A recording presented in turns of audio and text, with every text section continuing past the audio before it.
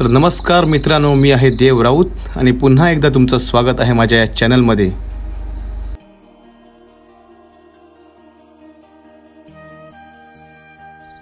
तर आज आमच्या गावातील आमचा पूर्वपरंपरागत चाललेला म्हाळ आणि त्याच्याबद्दल थोडीशी माहिती। तर हा म्हाळ आणि हे श्राद्ध आपण थोड्या वेगळ्या पद्धतीने साजरा करतो। तर हा म्हाळ पिढ्यानपिढ्याने आणि परंपरेनं कितीतरी वर्षापासून हा चालू आहे। तर हा म्हाळ आणि यासाठी देणारे पिंड हा आमच्या घरातील फक्त वयस्कर माणूसच देतात। हा पिंड देण्याचं काम आमच्या घराण्याचा ब्राह्मण त्याच्या मदतीनेच केलं जातं।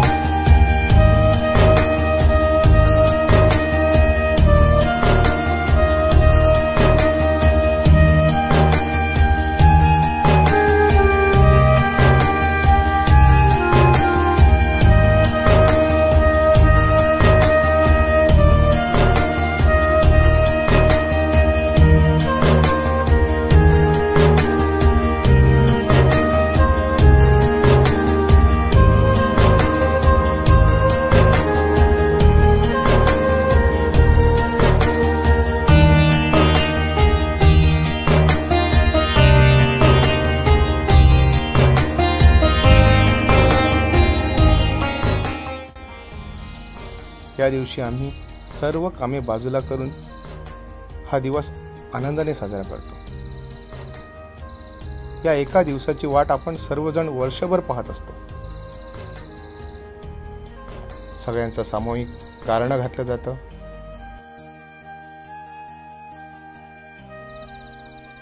आमच्या घराण्यातील महिला सुद्धा हा दिवस खूप आनंदाने साजरा करतात।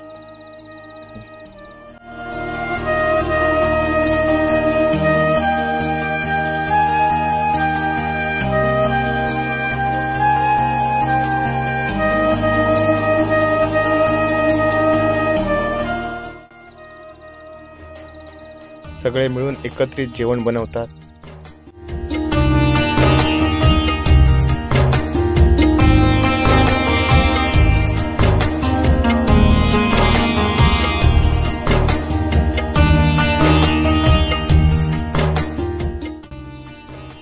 सगळे मिळून या महानैवेद्याची तयारी करतात आणि तदनंतर पुढची तयारी सुरू होते।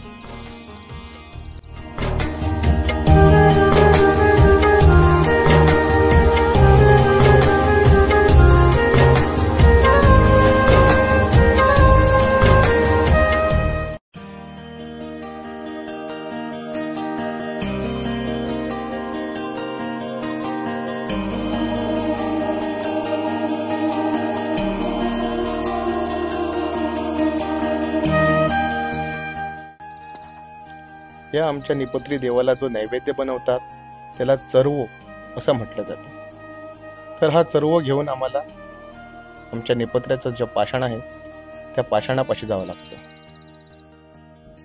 आणि हे पाषाण आहे भूमिका देवीच्या मंदिरात।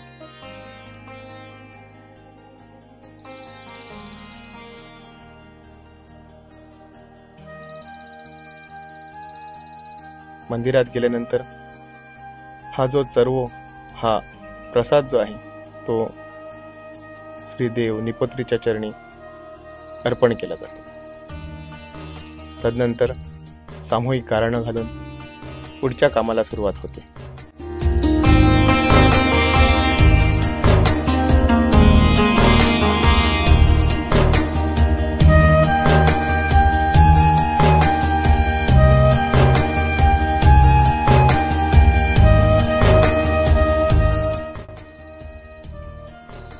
तर हे आहे आमचं जुनं पिढीजात घर।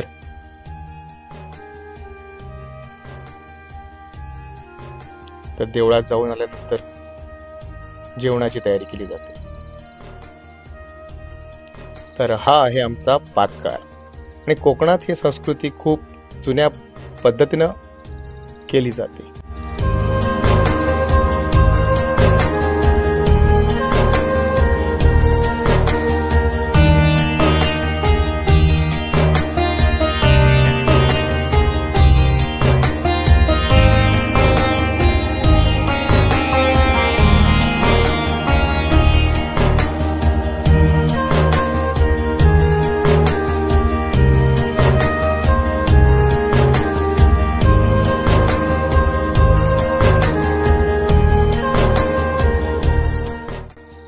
दिवसभराचा सगळा कार्यक्रम आटोपल्यानंतर मग शेवटी देव निपत्र्याचा कौल घेतला जातो.